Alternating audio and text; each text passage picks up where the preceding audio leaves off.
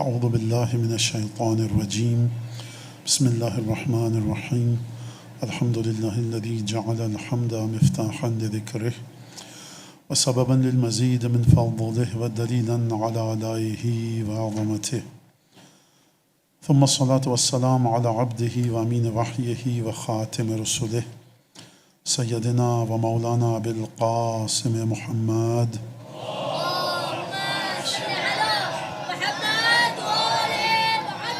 وعلى أهل بيته الطيبين الطاهرين الذين أذهب الله عنهم الرجس وطهرهم تطهيرا.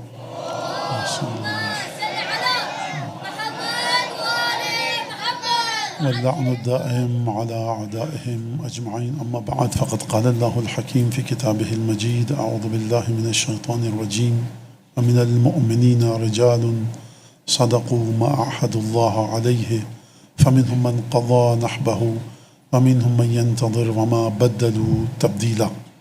درود بھیجیں محمد و آل محمد.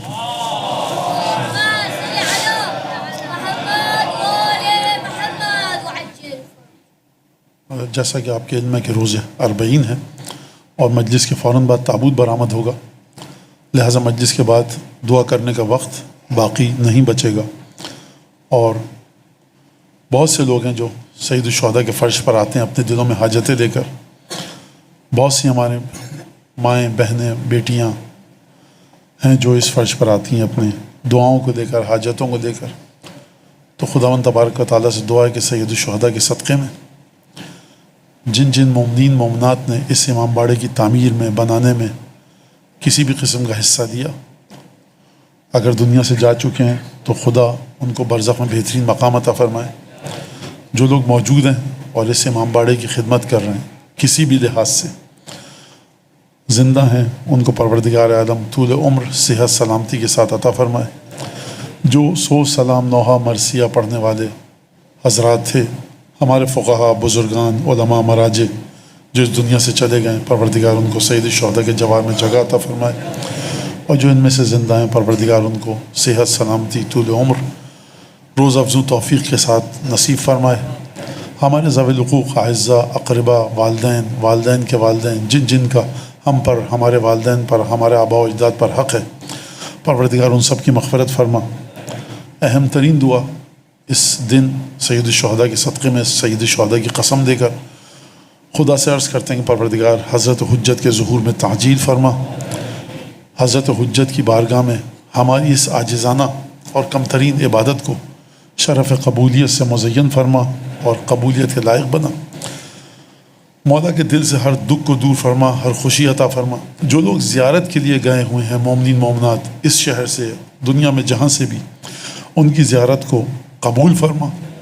ان کی غیر موجودگی میں ان کے گھر والوں کی حفاظت فرما، اور زیارت کو قبول فرما کر صحت و سلامتی کے ساتھ سالماً غانماً ان کو ان کے گھروں کی جانب واپس لوٹا دے. درود پڑھیں دعاؤں کی قبولیت کے لیے. محمد آل محمد.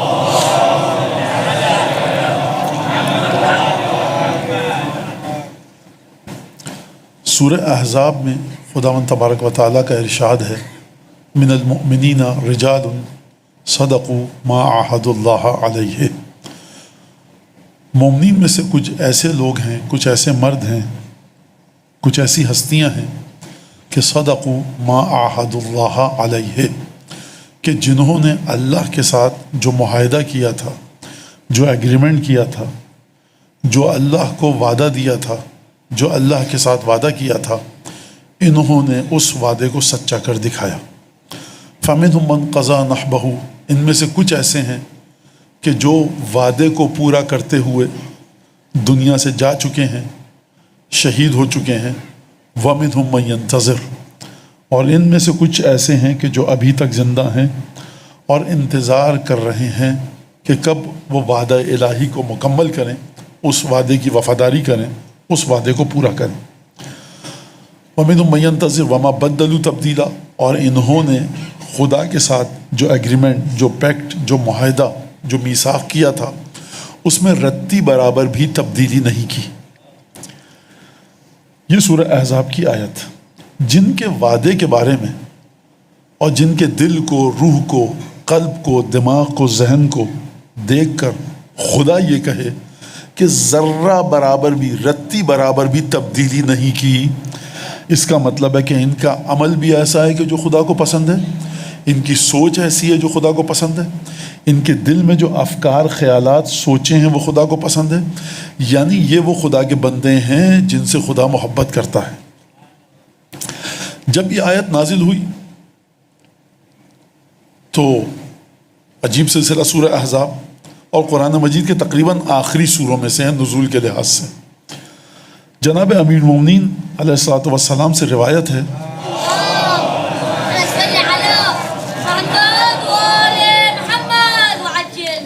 دیکھیے آج مصائب کا مجھے علم ہے کہ مصائب کا ذکر ہوتا ہے صرف، اور مجلس زیادہ 15 20 25 منٹ سے زیادہ کی نہیں ہوگی، لیکن بہرحال ربط مصائب کے لیے اور آپ کے ذہنوں کو تیار کرنے کے لیے، اور جو ہم نے بزرگوں سے اپنا طریقہ سیکھا ہے کہ اگر عاشور کی مجلس نہ ہو، صبح عاشور کی، عصر عاشور کی یا شام غریبہ کی، تو اس میں ربط مصائب کے لیے ہمارے بزرگان جو ہم سے پہلے جن سے ہم نے بولنا سیکھا، ان کا یہ طریقہ رہا کہ ربط مصائب کے لیے کچھ نہ کچھ ایسی بات کی جاتی ہے کہ جو فضائل اہل بیت سے متعلق ہو، اور اس میں خصوصاً وہ چیزیں کہ جو شہادت اہل بیت سے، شہادت سید الشہداء، بنی ہاشم کے شہزادوں کی شہادت سے جس کا تعلق ہو، انصار اور اعوان اور یار و یاوران سید الشہداء سے تعلق ہو۔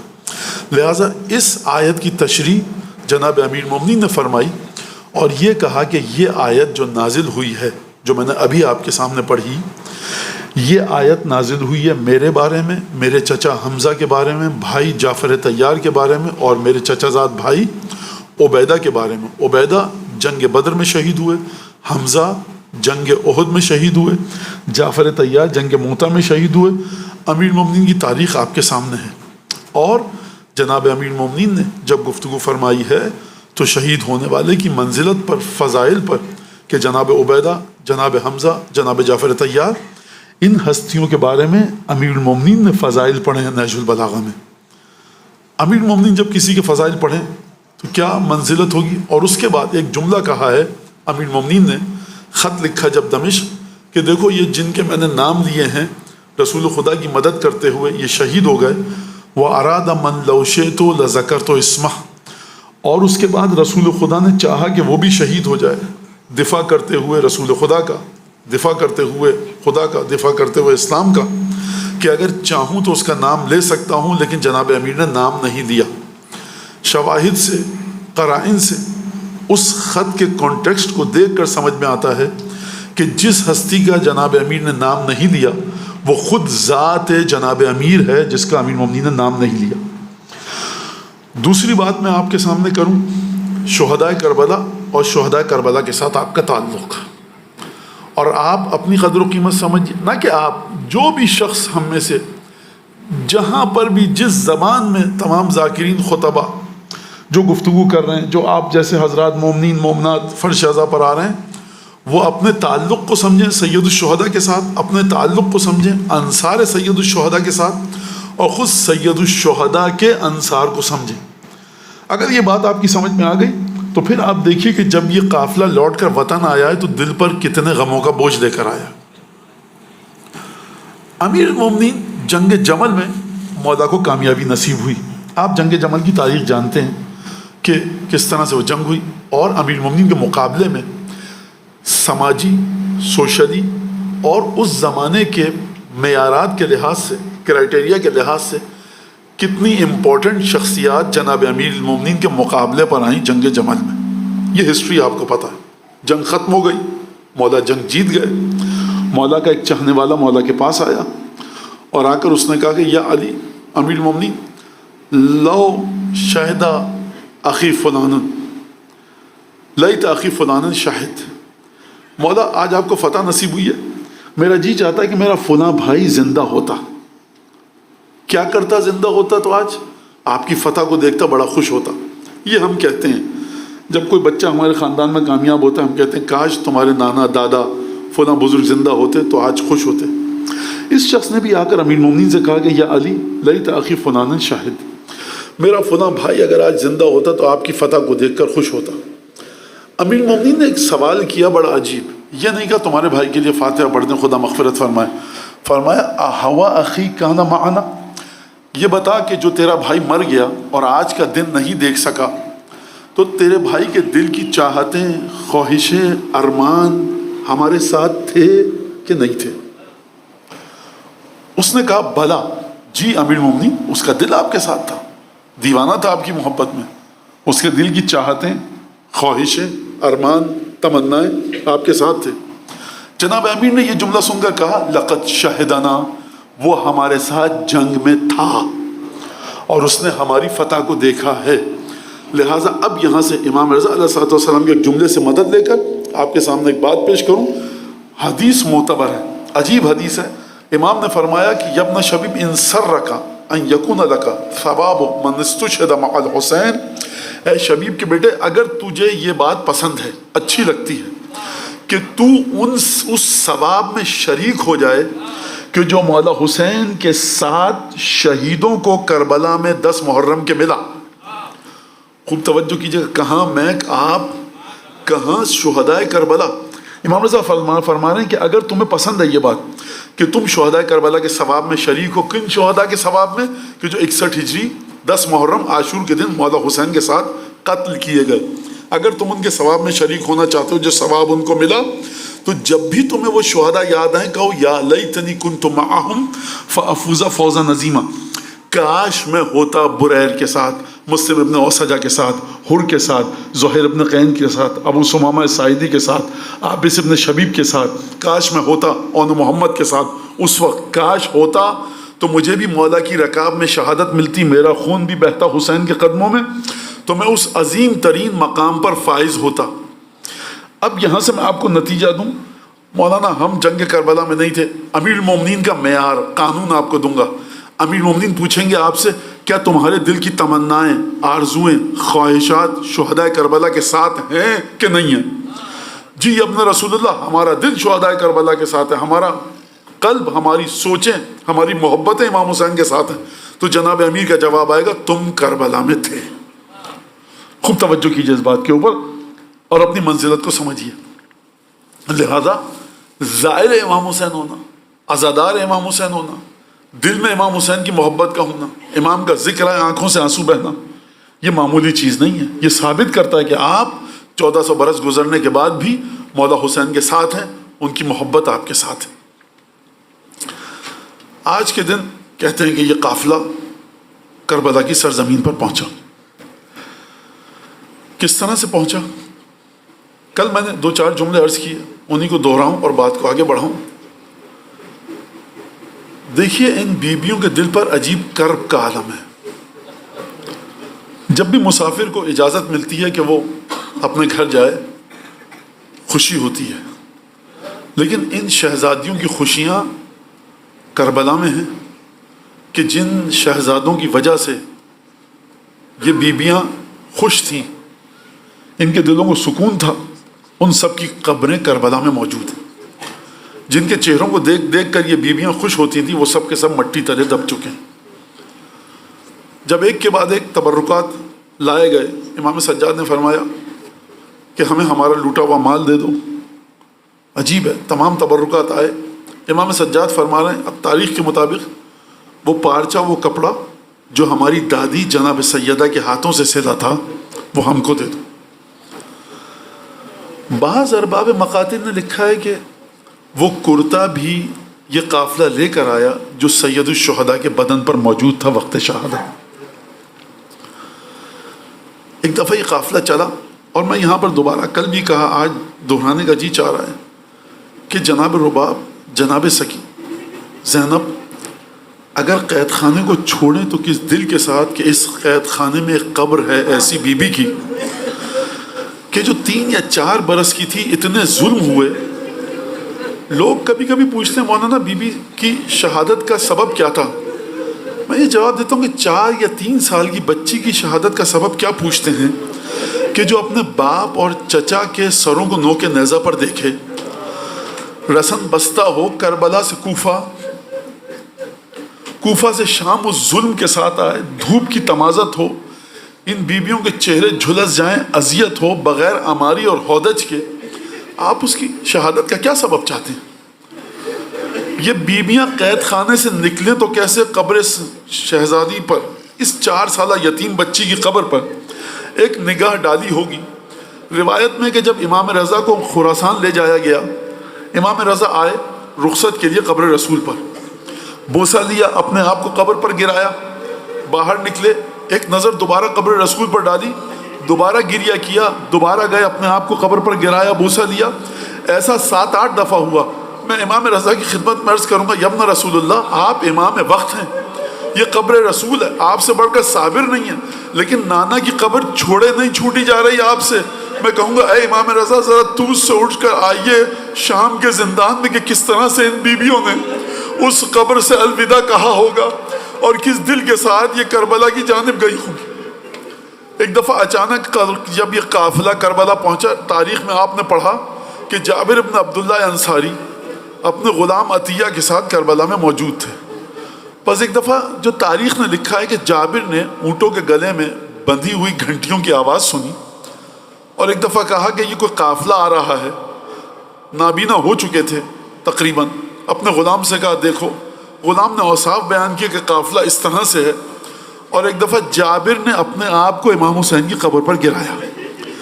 آپ جانتے ہیں نبی کا باوفا صحابی کئی دفعہ امام حسین کو سلام کہا اور ایک عجیب جملہ کہا۔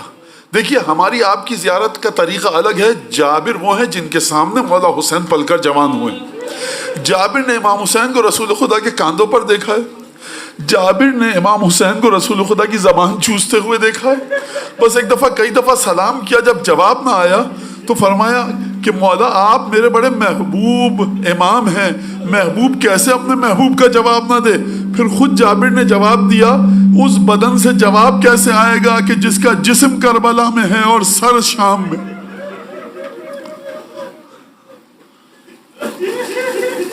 عجیب مرحلہ ہے۔ بیویاں آئیں ایک دفعہ، اور ایک مقاتل کے الفاظ ہیں کہ اس سے پہلے کہ بی بی زینب کا ناقہ زمین پر بیٹھتا، بی بی نے اپنے آپ کو زمین پر گرا دیا۔ شدت محبت اتنی ہے کہ بی بی انتظار نہیں کر سکی، اور ایک دفعہ قبر سید الشہداء پر گریہ اور زاری اور ماتم شروع ہوا۔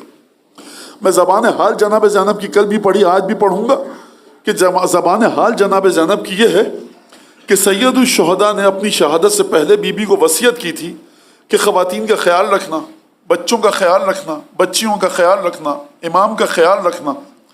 ایک دفعہ جناب زینب جب آئیں گے، زبان حال یہ ہے کہ بھیا تمہاری تمام امانتوں کو لے کر آئی، خواتین کو لے کر آئی، امام معصوم کی جان کو بچایا دربار کوفہ میں، لیکن میں کہوں گا سید الشہداء یہ بہن بڑی شرمندہ ہے کہ آپ کی ایک 3 برس کی امانت کو زندان شام میں چھوڑ کر آ گئی۔ پس ایک دفعہ عجیب گریہ ہوا، پہلی مجلس ہوئی سید الشہداء کی قبر کے ساتھ کہ جو سید الشہداء کی بہن نے منعقد کی۔ قافلے کو دوبارہ تیار کیا گیا، بیویوں کو ناکوں پر بٹھایا گیا۔ جب یہ بیویاں ناکوں پر بیٹھی ہیں تو مجھے ایک جملہ کہنے دیجئے کہ عجیب جملہ کہا ہے میر انیس نے کہ جب بی بی زینب مدینے سے کربلا کی جانب آ رہی تھی تو انیس نے ایک بند کہا، پہنچی جوہی ناقے کے قریب دختر حیدر، خود ہاتھ پکڑنے کو بڑھے سبتے پیمبر، فضاتی سنبھالے ہوئے خود گوشہ چادر، تھے پردے محمل کو اٹھائے علی اکبر، فرزند کمر بستہ چپو راس کھڑے تھے۔ یہ حسین کا ذکر آ گیا، علی اکبر کا ذکر آ گیا، فضہ کا ذکر آ گیا۔ اب ایک دفعہ انیس سے سوال کیا جائے کہ اون محمد کہاں پر ہے؟ ماں ناقے پہ بیٹھ رہی ہے، ماں اپنی آماری میں بیٹھ رہی ہے، یہ دونوں بیٹے کہاں پر ہیں زینب کے؟ انیس نے جواب دیا، دائیں اور بائیں طرف فرزند کمر بستہ چپو راس کھڑے تھے، جب ماموں حسین جیسا ہو اور زینب کا ہاتھ پکڑے اور بھیا علی اکبر پردہ محمل کو اٹھائیں، نانی کی کنیز فضہ جناب زینب کی چادر کو تھامے۔ اب بیٹوں کی جرت نہیں ہے کہ آگے بڑھ سکے، فرمایا انیس نے فرزند کمر بستہ چپو راس کھڑے تھے، دائیں اور بائیں اون محمد کھڑے تھے۔ اب ایک اور سوال باقی ہے انیس سے کہ ابو الفضل عباس کہاں تھے جب بہن ناقے پہ سوار ہو رہی ہے؟ انیس نے جواب دیا، فرزند کمر بستہ چپو راس کھڑے تھے اور نالین اٹھا لینے کو عباس کھڑے تھے۔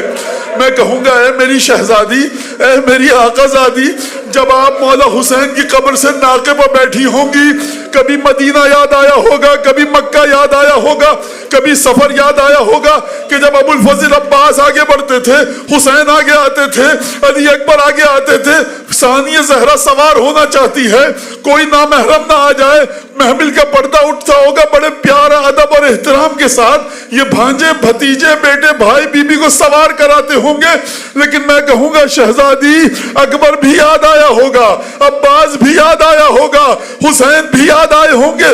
ہو سکتا ہے شہزادی نے ایک دفعہ قبروں کا رخ کیا ہو کہ وہ جو محمل میں سوار کراتے تھے وہ کربلا کی سرزمین پر مٹی تلے دب چکے ہیں۔ ایک دفعہ یہ قافلہ تیار ہوا، دھیرے دھیرے بڑھتا ہوا مدینے کی سرزمین کی جانب آیا۔ ایک دفعہ جب مدینے کی جانب آیا تو راویوں نے یہ مرثیہ لکھا ہے بی بی زینب کا، مدینہ جدنا لا تقبلینا، اے ہمارے نانا کے شہر ہم کو قبول نہ فرما، فبالحسرات والاحزان جئنا، اے مدینے ہمارے نانا کے شہر، ہم جب مسافر آتے ہیں تو کوئی نہ کوئی تحفہ لے کر آتے ہیں، کوئی نہ کوئی سوغات شہر والوں کے لیے لے کر آتے ہیں، لیکن اے مدینے ہم تجھ سے شرمندہ ہیں۔ مدینے کا نور حسین کربلا کی سرزمین میں قتل ہوا، ہم عباس کو لے کر گئے تھے قتل ہوا، اکبر کو لے کر گئے تھے قتل ہوا۔ بی بی نے فرمایا ہم جب نکلے تھے ہمارے گھر کے مرد ہمارے ساتھ تھے، فجینا، لیکن جب آج آئے ہیں حیث لا رجال ولا بنینا، نہ ہمارے بیٹے ہمارے ساتھ ہیں نہ ہمارے مرد ہمارے ساتھ ہیں۔ بس ایک دفعہ مرثیہ کہنا شروع کیا، عجیب انداز سے مرثیہ کہا۔ اب یہ قافلہ مدینہ سے باہر رک گیا۔ امام سجاد نے بشیر سے پوچھا کہ جو قافلے کا سربراہ اور ساربان تھا اور رہنما تھا، کہ اے بشیر کیا تو مرثیہ کہنا جانتا ہے؟ کہا کہ ہاں ابن رسول اللہ، میرا باپ بھی شاعر تھا۔ قافلہ مدینے کے باہر رکا۔ اس وقت فضائل کی منزل نہیں ہے ورنہ میں اس کی تشریح کرتا۔ قافلہ مدینے کے باہر رک گیا، یہ بیویاں مدینے کے باہر ہیں، بشیر مدینے میں گیا۔ ایک دفعہ اس نے پکار کر کہا یا اہل یثرب لا مقام لکم، اے یثرب مدینے کے رہنے والوں، اب تمہارے لیے رہنے کی جگہ نہ رہی۔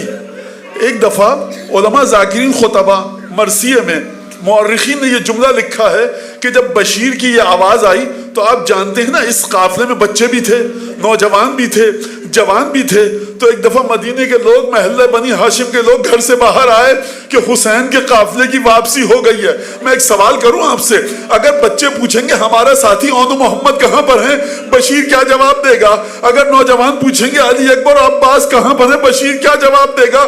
عجیب درد کا عالم ہے محلہ بنی ہاشم میں۔ جب بشیر نے خبر دی تو ایک دفعہ ماتم اور گریہ شروع ہوا، عجیب انداز سے ماتم اور گریہ شروع ہوا۔ روایت میں موجود ہے کہ بی بی ام البنین ایک ضعیفہ نکلی، اس کا نام ہے ام البنین، ایک بچے کا ہاتھ پکڑ کے، جانتے ہیں یہ بچہ کون ہے؟ یہ ابو الفضل عباس کا بیٹا ہے۔ میں کہوں گا اے ام البنین، اگر اس بچے نے پوچھا کہ دادی جان ہمارے بابا کہاں ہیں، چچا حسین کہاں ہیں، تو آپ کیا جواب دیں گی؟ عجیب مرحلہ ہے۔ ایک کرسی رکھی گئی امام سجاد کے لیے، امام سجاد تشریف فرما ہوئے، مدینے کے لوگوں نے آ کر تعزیت پیش کی۔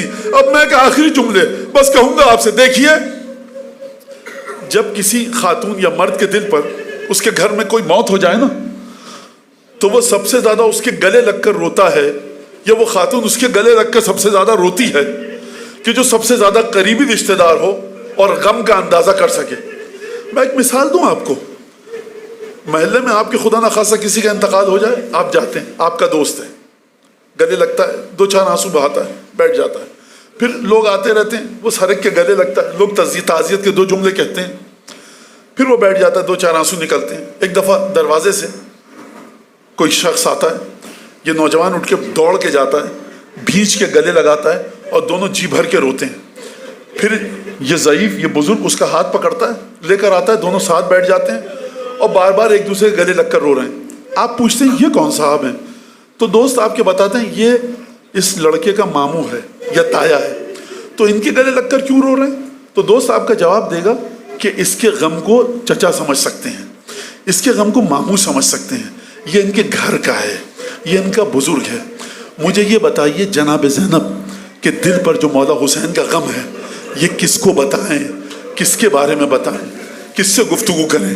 بس ایک دفعہ بی بی زینب آئیں جناب رسالت مآب کے حرم میں، اور آ کر جناب زینب نے گریہ کرتے ہوئے ام سلمہ سے ملی، ام البنین سے ملی، اپنی پھوپھیوں سے ملی، عجیب ماتم شروع ہوا، لیکن جناب زینب کے دل میں جی بھر کے گریے کی تمنا موجود ہے۔